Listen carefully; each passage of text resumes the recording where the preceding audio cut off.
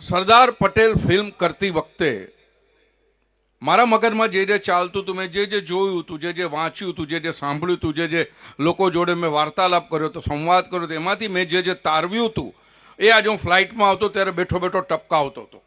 મેં કહું મારે બોલવાનું છે. અને મને પહેલી વાર, મજાની વાત એ છે કે દુઃખની વાત એ છે કે મને પહેલી વાર બોલાવવામાં આવે છે સરદાર પટેલ વિશે બોલવા માટે, અને પણ એક સ્વામીજી બોલાવે છે.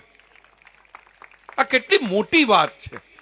એક સંત માણસ બોલાવે છે, અને એ પણ એકતાનો મંત્ર લઈને. તો મને જ્યારે બોલાવવામાં આવ્યો ત્યારે મેં કહું ચલો મને જે સૂજે છે હું લખું, અને મેં કહું લોકો સમક્ષ હું રજૂ કરું. સૌથી પ્રથમ તો એ વાત કે આ ફિલ્મની સ્ક્રિપ્ટ જ્યારે વિજય તેંડુલકર લખતા હતા, વિજય તેંડુલકરને આપવામાં આવી. વિજય તેંડુલકર મરાઠીના બહુ મોટા લેખક છે, બહુ જ મોટા લેખક, બહુ મોટા ગજાનો માણસ. એ નહેરુ પ્રેમી હતા. નહેરુને પારાવાર પ્રેમ કરતા હતા, કોંગ્રેસને પારાવાર પ્રેમ કરતા હતા. અને જેમ જેમ સરદાર સાહેબ માટે રિસર્ચ કરતા ગયા, જેમ જેમ સમય આગળ વધતો ગયો, એમ એમ એ નહેરુથી વિમુખ થઈ ગયા અને સરદારના પ્રેમમાં પડી ગયા. આ તમે વિચાર કરો, આ તો માણસ તમને ચોપડીમાં તમને વાંચીને લાગે, તમે આને જીવતા જાગતા મળો તો તમને મેસ્મરાઇઝ કરી નાખે એવું વ્યક્તિત્વ છે સરદારનું. તો આ વિજય તેંડુલકરે જે સ્ક્રિપ્ટ લખી, પછી કેતન મહેતાએ એને ડિરેક્ટ કરવાની શરૂ કરી અને અમે ભજવવાની શરૂ કરી.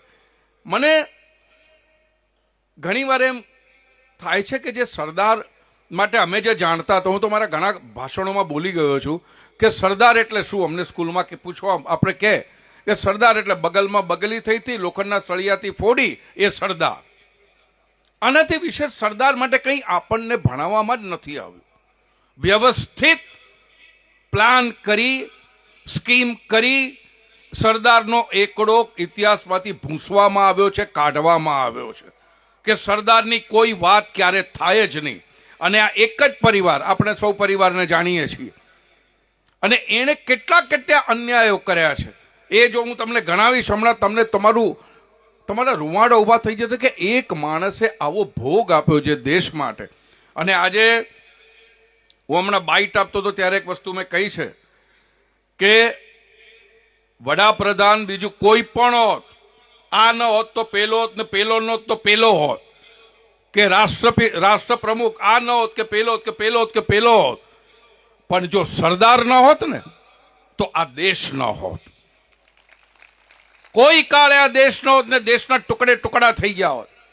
તમારે જુનાગઢના વિઝા લેવા પડ્યા હોત, જયપુરની કરન્સી અલગ હોત, જોધપુરનો ઝંડો અલગ હોત, દેશના ટુકડે ટુકડા થઈ ગયા હોત. એટલે મારી દ્રષ્ટિએ જેમ અતિશયોક્તિ થઈ જશે કદાચ, પણ હું આમાં કોઈના માનભંગ નથી કરતો, કોઈનું યોગદાન ઓછું નથી આંકતો, પણ હું મારી વાતને આ જ રીતે સમજાવી શકું એમ છું કે જેમ કૃષ્ણને બે માતા હતી.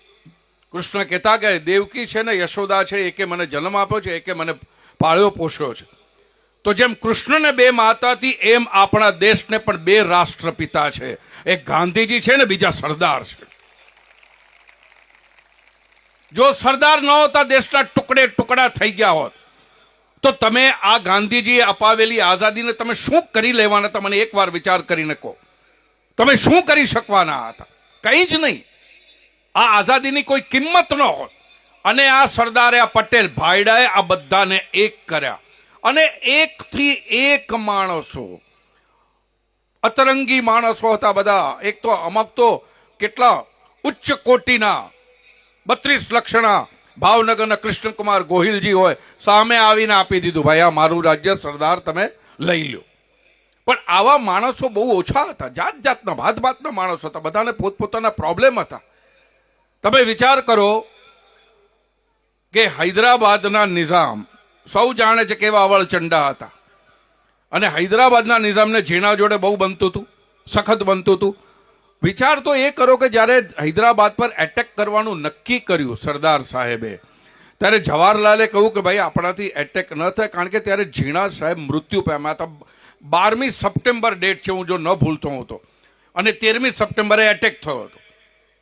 12મી સપ્ટેમ્બરે કીધું કે આપણાથી એટેક ન થાય કારણ કે ઝીણા સાહેબ ગુજરી ગયા છે. તો વેસ્ટ બેંગોલના ચીફ મિનિસ્ટર હતા બિધાનચંદ્રજી, એમણે સરદાર સાહેબને કહ્યું કે આપણે આપણા દેશનો ઝંડો છે ને અડધી કાઠીએ લહેરાવવો જોઈએ, કારણ કે ઝીણા ગુજરી ગયા છે. તો સરદાર કે તમારા સગામાં થતા હતા? સરદાર આ હતા, તડને ફાડ, કોઈ મગજમારી નહીં, તમારા સગામાં થતા હતા. અને બીજો એક જે બ્રિટિશ એજન્ટ હતો કે આપણે છે ને જો અત્યારે ભાઈ એટેક કરીએ, ઝીણા ગુજરી ગયા છે, તો કે આંતરરાષ્ટ્રીય કોમ્યુનિટીની અંદર આપણું બહુ ખરાબ દેખાય કે દેશનો વડો ગુજરી ગયો છે અને એ તકનો લાભ લઈને તમે એટેક કરો છો એટલે આપણાથી એટેક ન થાય. અને બીજું એ કે તમે જો એટેક કરશો તો નિઝામે સાઉદી અરેબિયામાં 100-125 બોમ્બર તૈયાર રાખ્યા છે. એ બોમ્બરો પછી મુંબઈ, અમદાવાદ જેવા શહેર ઉપર એટેક કરશે. અને નહેરુજીએ સરદાર સાહેબને આ કહું કે આ લોકો એટેક કરે. તો સરદાર સાહેબે કહ્યું કે જુઓ ભાઈ, જેને ભીંજાવાથી શરદી થતી હોય ને એને સ્વિમિંગ કોમ્પિટિશનમાં ભાગ ન લેવો જોઈએ. જબરદસ્ત હ્યુમર હતી એમની. અને કે જો આમાં બોમ્બાર્ડમેન્ટ થાય તો યુદ્ધમાં બોમ્બાર્ડમેન્ટ ન થાય તો બીજું થાય શું? કે તમે શેની કલ્પના રાખો છો, શેની આશા રાખો છો? કે એટેક તો થશે ને એટેક કર્યો એમણે. આ સરદાર હતા. અને આ સરદારને આપણે સૌ જાણીએ છીએ કે કેટલો અન્યાય કરવામાં આવ્યો છે. હું ઇનફેક્ટ અમે જ્યારે પાર્લામેન્ટમાં શૂટિંગ કરતા હતા, પરસાળમાં અમે ફરતા હતા, અને અમને ત્યારે કંઈ જાન્યુઆરીની રજાઓ હતી અને ત્યારે અમને એ સમય મળ્યો હતો, તો અમે બધે ફરતા હતા પણ ક્યાંય તૈલચિત્ર સરદારનું ન દેખાય. ત્યારે અમને આ બધી કોઈ વધારે કશી ગતાગમ નહોતી, પણ મેં જોયું કે સરદાર સાહેબનું તૈલચિત્ર છે નહીં સેન્ટ્રલ હોલમાં કે ક્યાંય નથી.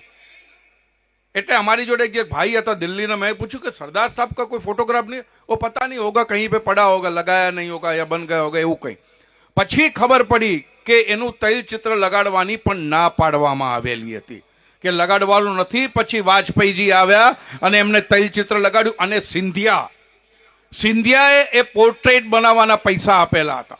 અને ત્યારે સિંધિયાજીએ કહેલું હતું કે પહેલા આ માણસને હું ધિક્કારતો હતો, સરદારને હું ધિક્કારતો હતો, હવે સરદાર માટે મને આદર છે અને હવે સરદાર માટે મને પ્રેમ છે. આ એ માણસ છે. તમે વિચાર કરો કેવા વટલાવી નાખેલા એ માણસ, કે સિંધિયા જેવો માણસ કહેતો હતો, જે રાજા હતો કે નહીં.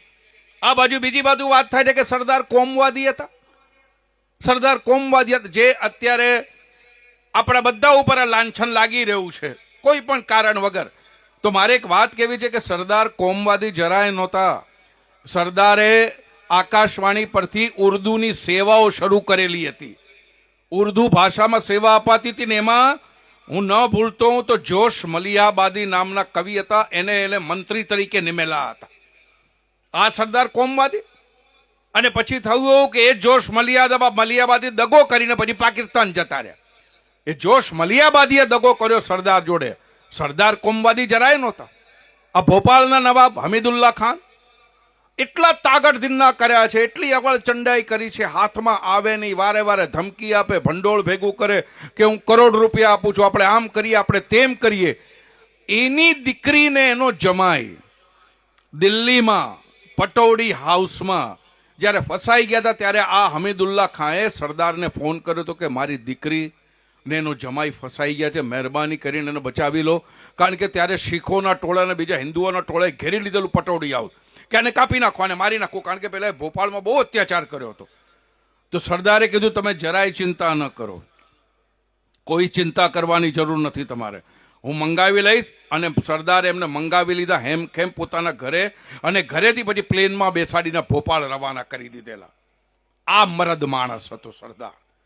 એના પર જે પ્રકારના લાંછન લાગ્યા છે.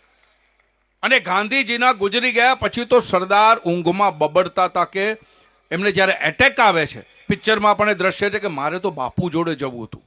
તમે વિચાર કરો, જેને આપણે લોહ પુરુષ કહીએ છીએ, નાના બાળકની જેમ એમને વેદના થઈ ગઈ, નાના બાળકની જેમ રડતા હતા, આંખમાંથી આંસુ પડતા હતા કે મારે બાપુ જોડે જવું, બાપુ પાસે જવું હતું ને તમે લોકોએ મને રોકી લીધો, કે મને જવા દો. કે બાપુના ગયાથી એમને જે આઘાત લાગ્યો હતો એ આઘાત આ કોંગ્રેસિયાઓએ બમણો કરી નાખ્યો હતો. ત્યાં સુધી કે લોકો એમ કહેતા હતા કે આને નહોતી રાખી સુરક્ષા, અને ગાંધીજી અને સરદાર પટેલનો આખો સંવાદ છે. ગાંધીજીએ કીધું ભાઈ મને સુરક્ષા નહીં જોઈએ, કે મારા ત્યાં આવીને લોકો તપાસે, મારી પ્રાર્થના સભામાં લોકો આવે અને પોલીસ એને તપાસે, એમાં શું મતલબ? કે મને ભગવાન પર શ્રદ્ધા છે, તમારી પોલીસ શું કરી લેવાની હતી? તો સરદારે કહ્યું ઠીક છે ભાઈ, પોલીસ નહીં તમારે, પણ સાદા કપડામાં તો મને પોલીસ રાખવા દો બાપુ ત્યાં. તો કે એનો કોઈ મતલબ નથી કે સાદા કપડામાં પોલીસ, તો કે આ પ્રાર્થનાનો ઉદ્દેશ્ય છે, એ જ મારી પરવારે છે. તો કે બાપુ હું શું કરું, મને કંઈક તો કરો. તો કે ના, એ તમારે ચિંતા કરવાની જરૂર નથી. સરદારે સખત મથામણ કરી હતી કે બાપુની પેલામાં સિક્યોરિટી રહે, પણ બાપુના આગ્રહથી દુરાગ્રહથી એ સિક્યોરિટી ત્યાં આગળ રાખવામાં આવી નહોતી, અને એનો આરોપ એ લોકો સરદાર પટેલ ઉપર લગાડતા હતા. પછી આવે છે વાત કે વાતમાં ને વાતમાં પાણીમાંથી પોરા કાઢવાની જે આદત હોય છે એની વાત કરી રહ્યો છું. ગાંધીજી જ્યાં બિરલા હાઉસમાં રહેતા હતા, તો બિરલા હાઉસમાં ગાંધીજીના ગયા પછી આ લોકોએ ઘનશ્યામદાસ બિરલાને કાગળ લખ્યો, કોંગ્રેસ વાળાઓએ, કે અમારે આ જોઈએ છે ગાંધીજીનું મેમોરિયલ બનાવવા માટે. ઘનશ્યામદાસ બિરલા બિચારા સડક થઈ ગયા કે આ શું યાર, આટલું મોટું ઘર છે, મેમોરિયલ કેવી રીતે બનાવવા, શું કરીશું આપણે? એ તો એમણે સરદાર સાહેબને કહ્યું. તો સરદાર સાહેબે જવાહરજીને કહ્યું કે ભાઈ આપણાથી આમ મેમોરિયલની આપણે જે માંગણી કરીએ છીએ તો એ ન કરે. તો જવાહરે કીધું ના ના બાપુજીએ ત્યાં છેલ્લા શ્વાસ લીધે છે, મેમોરિયલ તો બનવું જોઈએ ને. કે આ બાજુ મુંબઈમાં મણિભુવનમાં પણ બાપુ રહેતા હતા, તો ત્યાં પણ કે ભાઈ તમે અમને આપો મેમોરિયલ બનાવવા માટે, કે ત્યાં પણ ગાંધીજી રહેતા હતા. તો મણિભુવનનો માલિક હતો કે ભાઈ ગાંધીજી રહેતા હતા, પણ મારા બાપાએ પણ અહીંયા છેલ્લા શ્વાસ લીધા છે, કે હું કોને બનાવવા આપું? એટલે મામલો થોડો વકર્યો. એટલે પછી સરદાર સાહેબે કહ્યું જવાહરજીને કે જુઓ ભાઈ, એક વસ્તુ સમજો, આપણે છે ને ગાંધીજી જ્યાં જ્યાં રહેતા હતા ને એ બધા બિલ્ડિંગો જો મેમોરિયલ માટે લઈ લઈશું ને તો આ દેશમાં છે ને મોટા માણસને કોઈ પોતાના ઘરે રાખવા તૈયાર નહીં થાય. કે લોકોને ડર લાગશે કે આ રહે છે અને પછી કબજો કરી લેશે. એટલે આપણે જોઈએ છીએ જે મજીદસિંહજીએ ચૌધરી ચરણસિંહ માટે માંગ્યું હતું કે મારે મેમોરિયલ બનાવવું છે, જે નહેરુજીનું પણ ચાલી રહ્યો છે પ્રોબ્લેમ. બીજી મજાની વસ્તુ એ હતી જે સરદાર સાહેબની, તમે વિચાર કરો કેટલા સ્પષ્ટ હતા, શું ક્લેરિટી હતી એ માણસની, કે ભાઈ ફ્રીડમ ફાઇટરોને પેન્શન આપવાની વાત છે. સરદાર સાહેબ કે ભાઈ આ વાત ગળે ઉતરતી નથી. તમે ફ્રીડમ ફાઇટ કરીને કોઈ વળતરની આશા રાખી, અને તમે ફ્રીડમ ફાઇટનો તમે વળતર માંગો છો. ચાલો આપણે એકવાર માનીએ તો આ ફ્રીડમ ફાઇટની ગણતરી ક્યાંથી કરવી?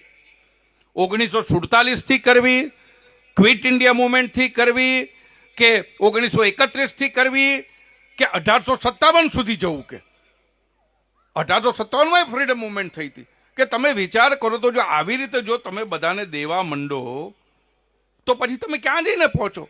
4-4, 5-5 પેઢી આવી જાય માંગવા માટે. એટલે સરદાર આમાં પણ મક્કમ હતા, આમાં પણ સરદાર સાહેબની ક્લેરિટી હતી. આ સરદાર સાહેબ અને જે સ્પષ્ટ જોઈ શકતા હતા, એમને નમાલી વાત ગમતી નહોતી. જ્યારે ઝીણા સાહેબને મચક આપતા નહોતા ત્યારે ઝીણા સાહેબે એમને કેણ મોકલાવ્યું, આગા ખાને કેણ મોકલાવ્યું કે ભાઈ ઝીણાની જોડે આપણે મિટિંગ કરીએ, ઝીણા તમને મળવા માંગે છે અને હું પણ ઝીણા જોડે આવીશ. એટલે સરદાર કે ના મારે મળવું નથી. સરદાર છે ને એમનું એક, મને તો જે તમે મોદી સાહેબની કેબિનમાં જાઓ તો મોદી સાહેબને ખબર છે શેના માટે આવ્યો છે, આ શું માંગવાનો છે. એ તમે પગલાં પાડો ત્યારથી એને ખબર પડી જાય છે. એવા સરદાર સાહેબ પણ હતા કે ભાઈ આવે કે આ કોણે મોકલાવ્યું છે? તો કે આગા ખાને મોકલાવ્યું છે. તો કે યાર મોહમ્મદ અલી ઝીણાને આગા ખાનના હાથ નીચે રહેવું ગમતું, ઇસ્માઇલી ખોજા બનવું ગમતું નથી, તો એને અશની આશરા નામે, જે અશની આશરા કે અશી આશરા કહેવાય છે, ઇસ્માઇલી ખોજામાં બીજો એક પંથ છે, એમણે એ ધારણ કર્યો હતો. તો એ મોહમ્મદ અલી ઝીણા આગા ખાન જોડે શું કામ આવવા માંગે છે? એની જોડે શું કામ મારી જોડે મંત્રણા કરવા માંગે છે? આપણે મંત્રણા કરવી જ નથી. અને બીજું એ કે જો હું મંત્રણા કરું તો ગાંધીજીનો આમાં તેજો દ્વેષ થાય. જાય જવાહરલાલ જોડે મંત્રણા કરે, કોંગ્રેસ પ્રમુખ જોડે મંત્રણા કરે, મારી જોડે નહીં. પણ મોહમ્મદ અલી ઝીણા જાણતા હતા કે આ પટેલ ભાઈડો નહીં માને તો કોઈ જ નહીં માને, અને પટેલ ભાઈડો આડો ફાટશે તો બીજા કોઈની તો સાડી બારી રાખશે નહીં, કારણ કે બીજા કોઈનું ગજું જ નહોતું. આની અંદર બીજા કોઈનું ગજુ જ નહોતું. લોર્ડ માઉન્ટબેટને ગાંધીજીને કહેલું કે તમે આ બે જણાનો ઝઘડો દૂર કરવાની વાત કરો છો, સંભાળવાની વાત કરો છો, બરાબર છે, પણ એક વાત યાદ રાખજો, તમારે જે કરવું એ કરજો, પણ સરદાર હોવા જ જોઈએ નહેરુની કેબિનેટમાં, નહીં તો આ દેશના છે ને ફના ફાતિયા થઈ જશે, જવાહરલાલ સંભાળી નહીં શકે. એટલે તમારે સરદાર પટેલને સાથે રાખવા બહુ જ જરૂરી છે. આ વાત લોર્ડ માઉન્ટબેટને એમને કરેલી હતી. અને જ્યારે પિક્ચરમાં પણ આ સીન છે, બહુ સરસ સીન છે. માઉન્ટબેટન આવે છે હૈદરાબાદમાં, સરદારને એટેક આવી ગયો છે અને ડૉક્ટરે કહ્યું છે હવાફેર કરવા માટે જાઓ. સરદાર બેઠા છે અને 72 વર્ષનો ડોશો કૃશકાય થઈ ગયો છે, પેટમાં આંતરડાની બીમારી છે, સખત બીમાર પડી ગયા છે, સખત વીક થઈ ગયા છે. ત્યારે માઉન્ટબેટન મળવા આવ્યા છે અને માઉન્ટબેટન જોડે બધી વાતો ચાલે છે, ઔપચારિક વાતો ચાલે છે કે ભાઈ તમારી જોડે કામ કરવાની મજા આવી. સરદાર પણ કહે છે કે હા, કે તમે પણ અમારા કપરા સમયમાં અમને બહુ સાથ આપ્યો છે, એ અમે ક્યારેય નહીં ભૂલીએ. કે તો માઉન્ટબેટન કે ભાઈ મને, સરદાર એમ કહ્યું કે તમે કહો અમે શું કરી શકીએ તમારા માટે. તો માઉન્ટબેટને ખિસ્સામાંથી કાગળ કાઢ્યો કે આ હૈદરાબાદના પ્રોબ્લેમ ઉપર તમે સાઇન કરી આપો, જે નિઝામનો જે પ્રોબ્લેમ હતો એ.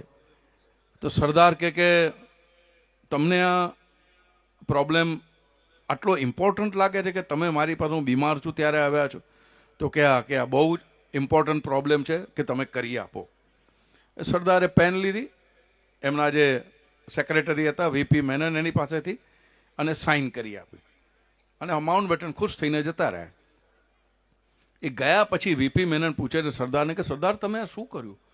તમે તો હંમેશા ના પાડતા હતા કે આ નિઝામના પ્રોબ્લેમમાં સાઇન ન કરાય, એને સપોર્ટ ન કરાય. તો સરદાર કે ભાઈ નિઝામને હું બહુ સારી રીતે જાણું છું, એ આ પ્રસ્તાવ પણ નહીં સ્વીકારે. કે એનું મન વાંદરા જેવું છે, કે એને લાગશે કે મેં અહીંયા સાઇન કરી એટલે આમાં કંઈક ખોટું જશે, એટલે આ પણ નહીં સ્વીકારે. કે અને 2 મહિના પછી એ જ થયું, નિઝામે એ પ્રોબ્લેમ ન સ્વીકાર્યું. એટલે આવા સરદારની જ્યારે વાતો આપણે કરીએ છીએ ત્યારે બીજી એક વાત મને યાદ આવે છે કે જ્યારે લાઈન દોરાઈ ગઈ, આપણા ભાગલા પડ્યા, ત્યારે લાઈન તો ગુરદાસપુર જિલ્લામાં પઠાણકોટ હતું. તમે મને નવાઈ એ લાગે છે કે જે બેઠા હતા ત્યારે સત્તા સ્થાને આખી ટોળકી જે બેઠી હતી એમના ભેજા કેમ ચાલતા નહોતા, કે એમના ભેજા નહોતા? આ એક સવાલ આવે છે. કારણ કે આટલું સ્પષ્ટ રીતે સરદાર જે જોઈ શકતા હતા કોઈ જ નહોતું જોઈ શકતું. તો એમણે ગુરદાસપુરમાં જે પઠાણકોટ જે હતું, કે પઠાણકોટ એક જ જગ્યા એવી હતી જ્યાંથી તમે કાશ્મીર જોઈન કરી શકતા હતા. બાકી હિન્દુસ્તાનમાંથી બીજો કોઈ રસ્તો જ નહોતો, બીજો કોઈ માર્ગ જ નહોતો કાશ્મીર સુધી જવાનો. અને જો આ કરે, ત્યાં આગળ જો કાશ્મીર પાકિસ્તાન વાળા છમકલું કરે તો આપણી પાસે જવાબ આપવા માટે આપણે પહોંચી વળે પણ એમ નહોતા. તો એને તાત્કાલિક ખબર પડી કે આ છે પઠાણકોટનું, આ છે પ્રોબ્લેમ છે. એમણે તાત્કાલિક પંજાબના સીએમને બોલાવ્યા અને કહ્યું કે તમારે જે જોઈએ, જે મદદ જોઈએ, તમારી આડે કોઈ પણ આવતું હોય તો મને કહેજો, પણ મારે આ રોડ બનેલો જોઈએ છે અહીંથી જમ્મુ સુધીનો. તો કે હા, અને કે લાંબો રોડ બનાવજો, કારણ કે આ લડાઈ બહુ લાંબી ચાલવાની છે. તમે જુઓ આ માણસ કેવો દ્રષ્ટા હતો, શું શું જોઈ શકતો હતો. જેને ચાઇના માટે પણ કહ્યું હતું નહેરુજીને કે તમે પાકિસ્તાનની ચિંતા છોડો, હમણાં આ હિન્દી ચીની ભાઈમાં પડો નહીં, પહેલો એટેક ત્યાંથી આવશે. કે પાકિસ્તાન વાળા નહીં કરે કે, અને પહેલો એટેક ત્યાંથી જ આવ્યો. ત્યારે પણ આ નહેરુએ, તમે વિચાર કરો, દરેક ભાગલા વખતે જે 562 રાજ્યો હતા, દરેક રાજ્ય એક્સેપ્ટ કાશ્મીર, કાશ્મીરને છોડીને દરેક રાજ્યની જવાબદારી સરદારે ઉપાડેલી હતી. કાશ્મીરની જવાબદારી જ માત્ર નહેરુએ ઉપાડેલી હતી. અને એના શું હાલ થયા તમે જુઓ. હજી સુધી આપણે ભોગવી રહ્યા છીએ. તો આ સરદાર, આવા જબરદસ્ત વિલક્ષણ વિચક્ષણ માણસ, એને ન્યાય અપાયો નથી. એમનું તૈલચિત્ર એ નહોતું મુકાયું. ભારત રત્ન પણ એમને 30 વર્ષે મળે છે. ત્યાં સુધી તમને અંદરથી હાયકારો થઈ જશે કે એ જ્યારે ગુજરી ગયા ને ત્યારે પણ રાજેન્દ્ર બાબુ જવા માંગતા હતો. તો નહેરુ કહે છે આપણે કોઈએ જવાની જરૂર નથી, રાજેન્દ્ર બાબુ રાષ્ટ્રપતિ છે, કે આપણે કોઈએ જવાની જરૂર નથી, કે બધા ત્યાં જશો તો કામ કોણ કરશે. અને આ જુઓ, આ સફાઈવાળી વાત કેવી કરે છે નહેરુજી, કે સરદાર પટેલ કાર્યપુરુષ હતા, કર્મઠ હતા, કર્મનિષ્ઠ હતા. એટલે તમે જો તમારું કામ છોડીને સરદાર પટેલની અંતિમ યાત્રામાં જોશો ને તો સરદાર પટેલને નહીં ગમે, એટલે કોઈએ નથી જવાનું. તો આમણે તો બધું બાજુ પર કાઢીને મૂકી દીધું. રાજેન્દ્ર બાબુએ કે જે હોય એ તો બોલ્યા કરે. નહેરુ કે બધા જ ગયા હતા. એની સ્મશાન યાત્રામાં પણ એમના મોતનો મલાજો પણ નહોતો રાખ્યો આ લોકોએ. અને પછી બીજી એક વાત કે જ્યારે સોમનાથનું ચાલતું હતું, સોમનાથના મંદિરનો જીર્ણોદ્ધાર કરો તો, કારણ કે સરદાર અંદરથી હલબલી ગયા હતા કે મારા સોમનાથ મંદિરની આ દુર્દશા. અને એમણે કહ્યું કે ચલો ભાઈ તમે શરૂ કરો. કનૈયાલાલ મુનશીને કહ્યું તમે શરૂ કરો, અને જે ભંડોળ તમને જોઈતું હશે એ સરકાર આપશે. અને કે ના, જે ભંડોળ જોઈતું હશે આપણે પબ્લિકમાંથી ઊભા કરી પૈસા ઊભા કરીશું અને આપણે એનો જીર્ણોદ્ધાર કરીએ. આ વાતની નહેરુને ખબર પડી. એ નહેરુજી આવી ગયા. નહેરુ કે આ ન ચાલે, આપણે સોમનાથ મંદિરનો જીર્ણોદ્ધાર કરવાની કોઈ જરૂર નથી. એટલે સરદાર સાહેબ કે કેમ? તો કે ના, કે એક રાજકારણી તરીકે તમે કોઈ પણ એક ધર્મનો જીર્ણોદ્ધાર કરવા નીકળો એ અયોગ્ય છે, એ ઉચિત નથી. કે કાલે ઉઠીને બાબરી મસ્જિદ વાળા આવી ગયા તો તમે શું કરશો? આ નહેરુએ દલીલ કરી હતી, તમે માનો છો? તમે વિચારી શકો છો? અને એ દલીલ અત્યાર સુધી ચાલી રહી છે. આ દલીલ એમના રગે રગમાં, એમના લોહીના એક એક કતરામાં છે. એટલે સરદાર સાહેબ કે બાબરી મસ્જિદની વાત જુદી છે ભાઈ. અહીંયા જમીનની માલિકીનો કોઈ પ્રશ્ન જ નથી. સોમનાથની જમીન આપણી જ, આપણને બધાને ખબર છે. અને બીજી વાત એ કે હું પૈસા સરકારના ભંડોળમાંથી નથી લેતો. પ્રાઇવેટ લોકો, જનતા, પ્રજા પૈસા આપી રહી છે આનો જીર્ણોદ્ધાર કરવા માટે. અને એ રીતે સોમનાથ મંદિરનો જીર્ણોદ્ધાર થયો તો એના પણ ઉદ્ઘાટન પ્રસંગમાં પણ લોકોને ના પાડવામાં આવી હતી. રાજેન્દ્ર બાબુ પણ એમાં એક હતા કે ના, તમારે જવાનું નથી. અને રાજેન્દ્ર બાબુ નહોતા ગમતા નહેરુ સાહેબનું ખાસ કારણ હતું, કારણ કે નહેરુજીને રાજાજી જોઈતા હતા રાષ્ટ્રપતિ તરીકે. અને સરદારે કહેલું કે ના, રાજેન્દ્ર બાબુ જોઈએ, કારણ કે એ જ માણસ લાયક માણસ. તો આ પટેલ માણસ, અને આ પટેલ જેને આપણે કહીએ ને, અમે કોલેજમાં ઘણી વાર કહેતા કે કોઈ લીડર બને ને, કહે દેખ યાર પટેલ બનતા યાર. અમારા માટે પટેલ સરનેમ નથી, અમારા માટે પટેલ એટલે લીડરશિપ. ઇઝ અ લીડર, મોભી, મુખીઓ, ક્રુસેડર, લઈને ચાલનારો, લોકોને પ્રેરણા આપનારો, એ પટેલ ભાઈડો, એને અમે પટેલ કહીએ. તમે વિચાર કરો, વિઠ્ઠલભાઈના પાસપોર્ટ વાળી વાત તો બધાને ખબર છે. એમને પરદેશ જવું હતું અને એમને કહ્યું કે VZ પટેલે, વલ્લભભાઈ ઝવેરભાઈ પટેલ હોય કે વિઠ્ઠલભાઈ ઝવેરભાઈ પટેલ હોય, તમે જાઓ. હસતા મોઢે એમણે વિઠ્ઠલભાઈને મોકલી દે કે તમે જઈ આવો. હવે આ માત્ર ભાઈ માટે નથી, આ તમારા લોહીમાં હોય, આ તમારા સંસ્કારમાં હોય, આ તમારા અપબ્રિંગિંગમાં હોય. ત્યારે તમે આ જ વસ્તુ પાછા વાપરો છો. ક્યારે? જ્યારે ગાંધીજીએ લખી ચિઠ્ઠી કે નહેરુ સાહેબ પ્રધાનમંત્રી થશે, હું મારું પ્રધાનપદ, એમણે કશું બોલ્યા ને, ઠીક છે કે એમણે સ્વીકારી લીધું. તમે વિચાર કરો, પિક્ચરમાં આ સીન બહુ સારો છે. એમાં એક ખાસ વાત છે. આ પિક્ચર જુઓ ત્યારે આ સીન તમે ખાસ જોજો કે જ્યારે ગાંધીજી, કારણ કે 15 જે કમિટીઓ હતી એમાંથી મેક્સિમમ એટલે 12 કે 13 કમિટીએ સરદારનું નામ સૂચવ્યું હતું, એક જણે રાજાજીનું નામ સૂચવ્યું હતું, નહેરુ સાહેબનું નામ કોઈએ સૂચવ્યું જ નહોતું. એ 15 કોઈ એક માણસે પણ નહેરુજીનું નામ નહોતું સૂચવ્યું. એટલે ગાંધીજીએ સાંભળી બધી વાત અને ગાંધીજીએ કાગળ લીધો. જેવું લખવાનું શરૂ કરે છે, હજુ તો પેન કાગળ પર માંડી છે, ત્યાં વલ્લભભાઈ ખિસ્સામાંથી ચશ્મા કાઢીને પહેરવાનું શરૂ કરે છે. એમને ખબર છે આ ચિઠ્ઠી એમના માટે જ લખાઈ રહી છે, આ ચિઠ્ઠી અહીંયા જ આવવાની છે. આ એ માણસ હતો કે તમે પગલું ભરો એ પહેલા પામી જતો તો, ને આવ્યો જ્યારે કાગળ ત્યારે એમણે હસતા મોઢે સ્વીકારી લીધું. નહીં, જેમ રામચંદ્રજીએ બાપાના કહેવાથી મુગટનો ત્યાગ કરીને વનમાં જતા રહ્યા હતા ને, એવી જ રીતે આ માણસ પિતા તુલ્ય ગાંધીજીને બાપ માનીને રામ નીકળી ગયા. તે નહીં જોઈએ. આ સંસ્કાર છે. એટલે પટેલ ભાઈડો જતું કરે, પટેલ ભાઈડો માંગે નહીં, પટેલ ભાઈડો હાથ ન લંબાવે. આ એ પટેલ ભાઈડાની વાત હું કરું છું. અને આ પટેલ જો ન હોત, હકીકતમાં આ પટેલ જો ન હોત, તો તમે અત્યારે આપણે સૌ જોઈ રહ્યા છીએ શું ચાલી રહ્યું છે આ દેશની અંદર. બધાને અત્યારે એવી હાલત થઈ ગઈ છે કે કોઈને કાંઈ પણ મળે ન મળે તો છીનવી લેવા પણ બેઠા છે, પણ કોઈ પણ હિસાબે તમે પટેલની વાત જેવી બીજેપીએ શરૂ કરી એટલે બીજેપી તો આમે આંખમાં કણાની જેમ ખૂટતી હતી. મોદીના નામે તો એમને મોતીઓ થઈ જ ગયો છે. એટલે સરદાર પટેલને મને હમણાં પૂછ્યું કે કોંગ્રેસ વાળા વિરોધ કરે છે. મેં કહું કોંગ્રેસ વાળા વિરોધ એટલા માટે કરે કારણ કે કોંગ્રેસ વાળાને લાગ્યું કે આ લોકો તો હવે લાડવો લઈ ગયા છે, પણ આ સમજતા નથી કે સરદાર પટેલ માટે તો કેટલી ઉત્કટતા છે મોદીજીના મનમાં કે બીજેપીના મનમાં, કે આ સરદાર છે એટલા માટે સ્ટેચ્યુની આ ઊંચાઈ છે.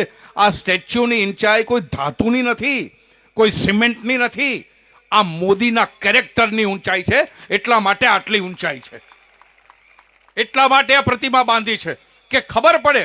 તમે એમને ભંડકિયામાં ધકેલી દીધા હતા, હાંસિયામાં ધકેલી દીધા હતા સરદારને, એ સરદારને બહાર કાઢ્યા છે મોદીએ, કે બધાએ, આપણે બધાએ.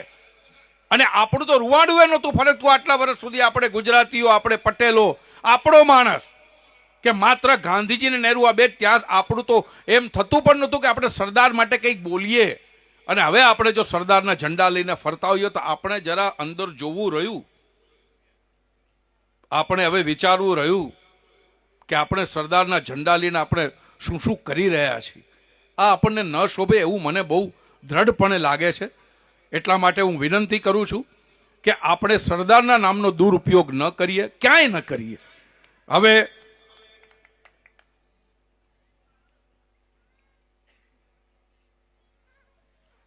જેમ મેં કહ્યું એમ કે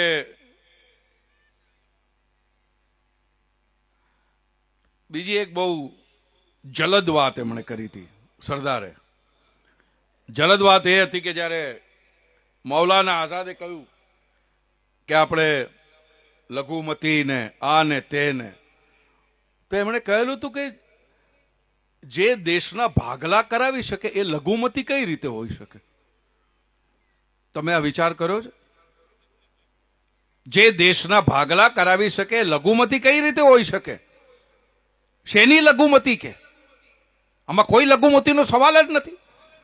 અને જ્યારે ચર્ચિલ કંઈક બોલેલા ત્યાંથી, ત્યારે એમને ચર્ચિલને ઝાટકી નાખતો કાગળ લખેલો આ સરદાર પટેલે. આ ચર્ચિલ જેને બીજું વિશ્વ યુદ્ધ જીતાડી આપેલું હતું, જેને પર તમે કહી શકો ચમરબંધી માણસ હતો, જબરદસ્ત માણસ હતો, એને સરદાર પટેલે કાગળ લખ્યો હતો કે આ માણસ છે ને ચર્ચિલ નિર્લજ્જ સામ્રાજ્યવાદી છે. તમારે બ્રિટિશ ગવર્મેન્ટના વડાને આવો કાગળ લખવો કે આવું નિવેદન કરવું કે નિર્લજ્જ સામ્રાજ્યવાદી છે. બીજા સ્વાતંત્ર્ય દેશના મામલામાં ચંચુપાત કરવો એને શોભા નથી દેતું. શોભા નથી દેતું, બરાબર છે. અને એને કોઈ ગતાગમ પણ નથી. એક બાજુ કહે છે કે કાશ્મીરમાં 75% મુસ્લિમો છે, તો બીજી બાજુ ભૂલી કેમ જાય છે કે જુનાગઢમાં 80% હિન્દુઓ છે? કયા પ્રકારની દલીલ કરે છે? એટલે આ માણસો કંઈ સાંભળવાનું નહીં. આ કાગળ જ્યારે ચર્ચિલ પાસે ગયો ત્યારે લોકો વિચારતા હતા કે ચર્ચિલ શું જવાબ આપશે, અને ચર્ચિલે જવાબ આપ્યો. તમે વિચાર કરો, જ્યારે બે મોટા માણસો ભેગા થાય ત્યારે શું ચર્ચા થતી હશે. ચર્ચિલે લખ્યું કે આ કાગળ વાંચ્યા પછી મને લાગે છે સરદારે પોતાની પ્રતિભાને દુનિયા સમક્ષ લાવવાની જરૂર છે. રાષ્ટ્રના સીમાડાને ઓળંગીને આ માણસ વિશ્વ પુરુષ બનવાની જરૂર છે. આ ચર્ચિલે લખ્યું. આવો મરદ ભાયડો, આવો 32 લક્ષણો આપણા સરદાર પટેલ. એના માટે મારે બીજો એક મુદ્દો કહેવો તો પણ જરા બોલાય એવો નથી. ના બોલાય ભાઈ, કાકુભાઈ જાણે છે. તો મારે આટલું જ કહેવું હતું ને ફરીથી મને અહીંયા આગળ બોલાવ્યો. અને જે પણ મારી જે લાગણી હતી સરદાર પટેલ માટેની, જે મેં વાંચ્યું હતું એ મેં આપના સમક્ષ રજૂ કર્યું છે. અને આ બધું હું માનું છું કે આપણે આપણા જીવનમાં ઉતારવાની જરૂર છે. કારણ કે ભાઈ હું બીજેપીનો છું, મોદીનો ભક્ત છું, મોદીનો ચેલો છું કે મોદીનો ઘેલો છું, એ મારે કહેવાની જરૂર નથી. પણ આપણી પાસે ખરેખર આ બહુ મજબૂત માણસ આપણને મોદી મળ્યા છે. મેં ક્યારે કલ્પના નહોતી કરી કે સરદાર પટેલનું પાત્ર હું 91માં કરીશ અને 2014માં મને મોદી જેવા બીજા સરદાર જોડે મને કામ કરવાનો મોકો મળશે. એટલે આવા જે માણસ મળ્યા છે આપણે એને સાથ આપીએ. આ દેશને અખંડ રાખવો હોય, એક રાખવો હોય, તો આપણે સાથે રહેવું બહુ જરૂરી છે. જેમ જેમ દિવસો જતા જાય છે એમ એમ આપણને બધાને ખબર પડવી જોઈએ કે એકતા એટલે શું, એક રહેવું સાથે એટલે શું. આ બહુ જરૂરી છે, તમારી ને મારી જરૂરિયાત છે. નહીં તો તમને ખબર પણ નહીં પડે. આપણે કેવા ધરબાઈ જઈશું, કેવા કપાઈ જઈશું, આપણે ક્યાંયના નહીં રહીએ. હંમેશ માટે આ દેશ આપણે ગુમાવીશું. એવી કોઈ ઘડી ન આવે એવી પ્રભુને હું કરબદ્ધ પ્રાર્થના કરું છું. અને આપ સૌને વિનંતી કે જે સાચું છે, અત્યારે ભલે થોડું તમને કપરું લાગતું હશે, પણ જે સાચું છે એની સાથે રહીએ. Thank you so much. જય જય ગરવી ગુજરાત, વંદે માતરમ. Thank you.